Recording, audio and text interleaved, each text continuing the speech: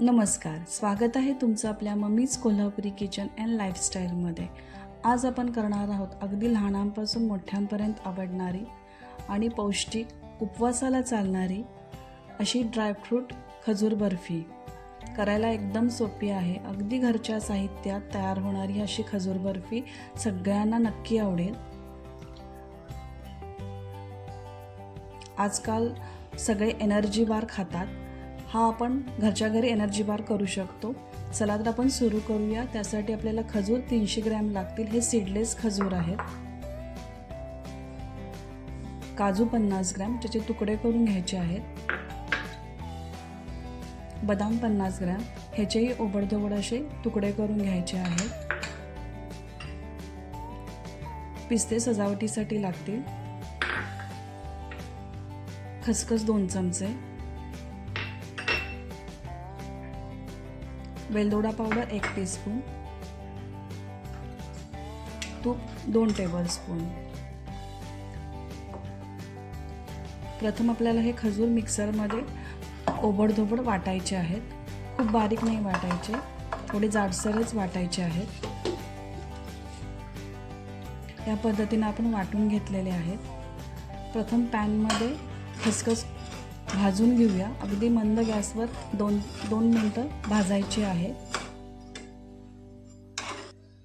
तर त्याच पॅनमध्ये थोडंसं तूप टाकूया आणि आपले सगळे ड्रायफ्रूट भाजून घेऊया।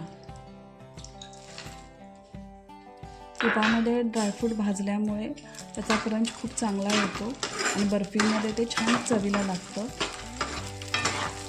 तर मंद गॅसवर खमंग आपण असं हे ड्रायफ्रूट भाजून घेऊया।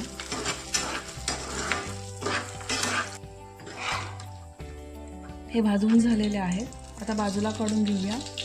त्याच पॅनमध्ये थोडंसं तूप टाकून आपल्याला खजूर परतवायचे आहेत। अगदी मऊ गोळा होस तोपर्यंत परतवायचे आहेत, जास्त नाही, 2 ते 3 मिनिटं। ते आता ड्रायफ्रूटमध्ये मिक्स करूया। त्याच्यामध्ये वेलची पावडर टाकूया आणि हाताने त्याचा व्यवस्थित रोल करून घेऊया। तूप आणि खजूर एकत्र केल्यामुळे खजूर आपल्याला बाधत नाही। खजूर उष्ण असतं, तुपामुळे त्याची उष्णता कमी होते। आता या पद्धतीने एकसारखा असा रोल करून घेऊया। तर त्याच ताटामध्ये जी आपण थोडीशी खसखस ठेवलेली आहे ती पसरून घेऊया। त्याच्यामध्ये पिस्त्याचे काप टाकून घेऊया।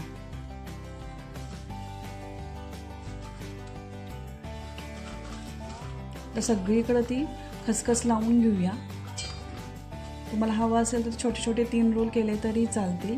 आता हे आपल्याला 2 तासासाठी फ्रीजमध्ये ठेवायचं आहे, साध्या खाली ठेवायचं आहे। आता फ्रीजमधून बाहेर काढल्यानंतर ही आपली खजूर बर्फी कट करून घेऊया। तिन्ही रोल आपण व्यवस्थित कट करून घेऊया। या पद्धतीने आपली ही खजूर बर्फी तयार झालेली आहे। खायला खूप छान लागते। तुम्ही करून बघा आणि मला कमेंटमध्ये नक्की सांगा आणि आपल्या फ्रेंड्स आणि फॅमिलीबरोबर हा व्हिडिओ नक्की शेअर करा। तुम्ही माझ्या जर चॅनलवर नवीन असाल तर सबस्क्राईब करा। परत भेटूया अशाच पौष्टिक रेसिपींसाठी आणि नवीन रेसिपींसाठी। तोपर्यंत मस्त खा आणि मस्त राहा।